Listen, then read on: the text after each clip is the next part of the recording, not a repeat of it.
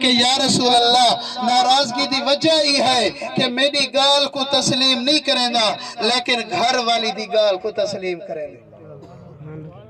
فی زمانہ تا ایوے کہنی تو ہرے سارے وچو تا ایہو جا کوئی کہنی اسا تو ستا کہہ دوں کہ اے بڑھڑا تھی گے یا بڑھڑی تھی گے انہیں دا چیتا کب نہیں کریں دا اے اسا کو روزانہ گھر دے اندر مثال تے شور شرابہ رکھی کھڑن لہذا انہیں دا کمرہ بھی انج کرو انہیں دا بسترہ بھی انج کرو اے قریب بھی نہ آمین لیکن قسم رب کائنات دی میرے حبیب نے فرمایا اما ناراضگی دی وجہ کیا ہے یا رسول اللہ میری گال کو نہیں منیں دا زال دی گال کو تسلیم کریں دے جو گھر والی اکھیں دیئے او گال کو منے دے جیڑا کچھ میں اکھیں دیا دھڑکے بھی نال دے دے گال کو منے دا بھی کہنی میرے آقا نے جڑا ایک گال سنی نا میرے آقا نے فرمایا آخری گال میرے آقا نے فرمایا کہ لکڑیاں جمع کرو جاولے لکڑیاں جمع کیتا گئے نا میرے آقا نے فرمایا لکڑی کو بھا دیو جاولے بھا لگ گئی ہے میرے آقا نے فرمایا ونجو الکما کو چاہتے ہی بلدی بھا دے اندر سٹ لیو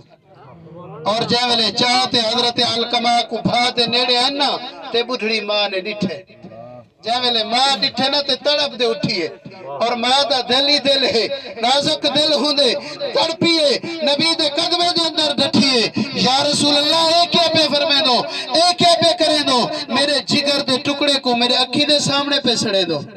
میرے آقا نے فرمایا کہ اماں جہاں ہوتے والدہ ناراض ہے ادھے ہوتے مصطفیٰ ناراض ہے جہاں ہوتے مصطفیٰ ناراض ہے ادھے ہوتے خدا ناراض ہے اور جہاں ہوتے خدا ناراض ہے ادھا انجام ای ہوئے جہاں بھادے قریب گن حضرت علقمہ دی ماں ڈٹھیے عرض کریں دیا کہ یا رسول اللہ تو اکو واسطہ خدا دا پیش کریں دیا کہ ماں بھی راضی تھی گئی ہیں یا رسول اللہ تو سا بھی راضی تھی ونجو جہاں ماں دا راضی ہونا تھے تو قسم رب کائنات دی جہاں علقمہ کو وہاں صحابی تلقین کریں دہن زبان نہ کھل دی ہی جہاں ماں راضی تھی ہے تا بھا دے نیڑے کلمے دے نعرے لئی کھڑا تو یارو زبان بند کیوں ہی واسطے ماں ناراض آئی تا ہی واسطے تو آکو ساکو سبق سکھنا چاہیے ہے کہ یارو اسا ابا اما دی خدمت کرتے جنت حاصل کر گنو ورنہ قسم رب کائنات دی گھر دے اندر بے برکتہ بھی ہی واسطے ہیں زندگی دے اندر دکھ تے تکلیفہ بھی ہی واسطے ہیں جنر توارے اسارے کنے پیو ماں دے دعائیں جو نہیں ہوں دے